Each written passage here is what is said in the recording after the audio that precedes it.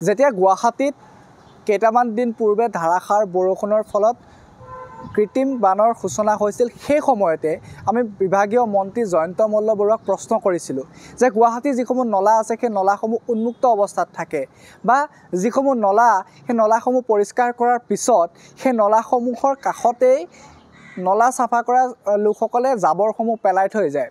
তেতিয়া জয়ন্ত মল্ল বৰুৱাই এটা উত্তৰ দিছিল যে নলা যি সময়ত চাফা কৰিব বা চাফা কৰি হ'ব তাৰ 2 ঘণ্টাৰ ভিতৰত সেই নলাৰ জাবৰসমূহ উঠাই নি তেওঁলোকে নিৰ্দিষ্ট স্থানত পেলাব লাগিব।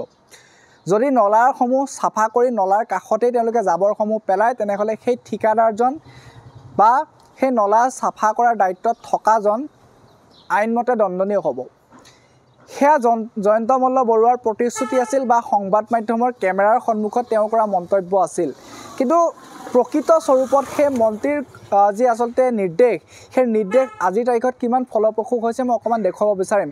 এই মুহূৰ্তত মই গুৱাহাটী মহানগৰৰ গান্ধী বস্তিত উপস্থিত আছোঁ। অকণমান পৰিৱেশটো এই মুহূৰ্তত দেখুৱাম। সতীৰ্থ বিটু আছে, বিটুৱে পৰিৱেশটো দেখুৱাব। এয়া হৈছে গান্ধী বস্তিৰ আজিৰ দিনটোৰ ছবি। মন্ত্ৰী জয়ন্ত মল্ল বৰুৱাই সংবাদ মাধ্যমৰ আগত কৰা মন্তব্য আৰু প্ৰকৃত যি আচলতে স্থান, সেই স্থানত হৈ থকা যি কাহিনী, সেই কাহিনীৰ মাজত থকা পাৰ্থক্য এই মুহূৰ্তত আমি দেখুৱাব বিচাৰিছোঁ। গান্ধী বস্তিৰ যিসমূহ নলা আছে সেই নলাসমূহ চাফা কৰাৰ পিছৰ পৰিৱেশ আমি দেখুৱাব বিচাৰিছোঁ। 2 ঘণ্টাৰ কথা কৈছিল মন্ত্ৰীয়ে। মন্ত্ৰীক আমি এই মুহূৰ্তত দৃষ্টিগোচৰ কৰাব বিচাৰিছোঁ। আপুনি যি 2 ঘণ্টাৰ কথা কৈছিল, এই যিসমূহ জাবৰ, এই জাবৰসমূহ কেমেৰাত আবদ্ধ হৈছে, এয়া 2 ঘণ্টাৰ জাবৰ হয়নে? আপোনাক আমি প্ৰশ্ন কৰিব বিচাৰিছোঁ। আপুনি এই নলাসমূহ চাফা কৰাৰ বাবে গুৱাহাটী পৌৰ নিগমৰ নেতৃত্বত যাক ঠিকা দিছিল সেই ঠিকাদাৰসকলক আপুনি প্ৰশ্ন কৰক, এয়া 2 ঘণ্টাৰ জাবৰ হয়নে?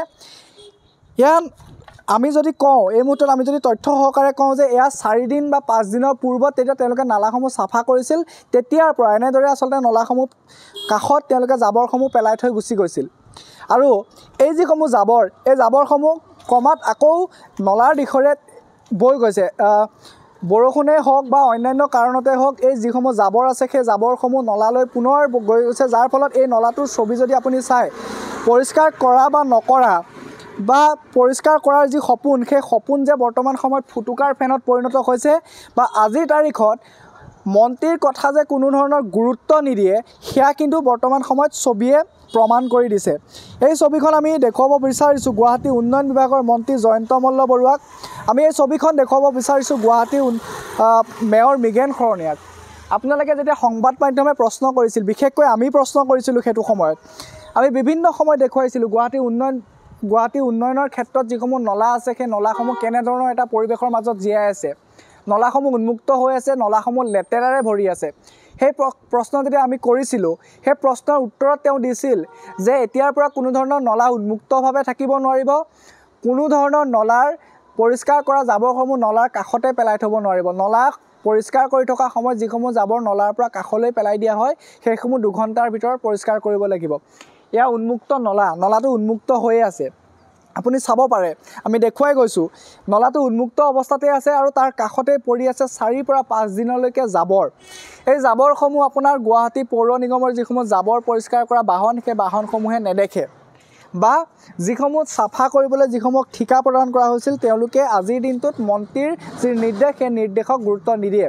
গতিকে এই ছবিখন বা এই প্ৰতিবেদন আমি গুৱাহাটী উন্নয়ন বিভাগৰ মন্ত্ৰী জয়ন্ত মল্ল বৰুৱালৈ এৰিলোঁ। আমি এই ছবিখন এৰিব বিচাৰিছোঁ গুৱাহাটী মেয়ৰ মৃগেন শৰণীয়ালৈ।